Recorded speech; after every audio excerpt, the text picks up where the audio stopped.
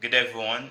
Today we'll be seeing a very important topic, and it's from the life of David. And we could see the text from Psalms 139. And I actually was studying my Bible, and I was studying the whole chapter, the Psalms 139. And I actually got a very good light, and I feel it will be very important to share with each and every one of us. So, and let me just read the first few verses. It's not all of them. Psalms 139. And it says, "You have searched me, Lord, and you know me. You know when I sit and when I rise. You perceive my thoughts from afar. You discern my going out and my lying down. You are familiar with all my ways. Before a word is on my tongue, you, Lord, know it completely. You hem me in behind and before, and you lay your hand upon me. Such knowledge is too wonderful for me, too lofty for me to attain." And verse 7 says, "Where can I go from your spirit? Where can I flee from your presence? Even if I go to heavens, you are there. Even if I make my bed in the depths, you are there. If I rise on the wings of the dawn, if I settle on the far side of the sea, even there." And just like that. And it's just really marvels me, and it just reminds me of how great God is, and how wonderful He is, how majestic He is, how powerful and how glorious He is. David here was talking about how God is in everything He does, and how God sees everything He do.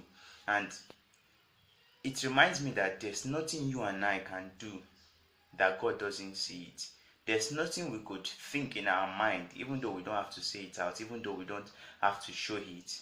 God sees everything. And it just makes me to just want to, as in to just stand in awe of who God is.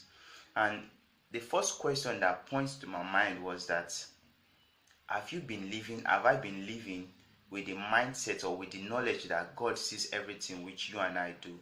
Because if we know that God sees everything we do, God sees our hearts, He knows before even we utter any word from our mouth, then how has that changed the way we approach things?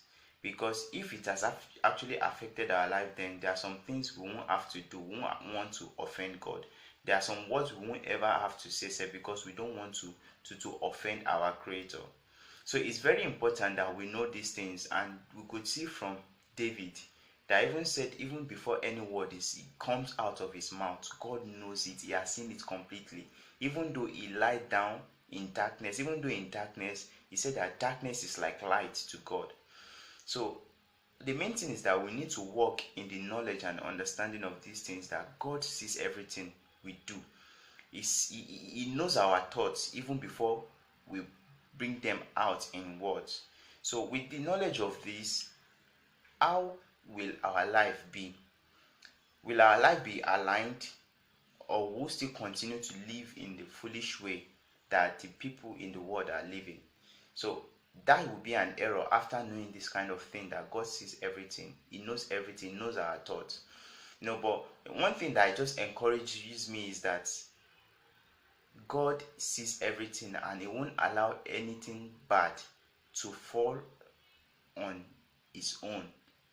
So we should be encouraged that God sees everything. He sees our hearts, and He should actually project us to living in a way that will give glory to God. He should just project us to live a life that will please God. So as from today on, know that everything you do, God sees it. And everything, even your thoughts, before you bring them out, before you show them, God sees everything.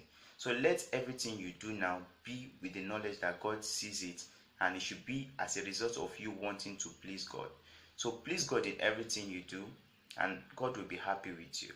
So be challenged and be encouraged by these words. Thank you very much.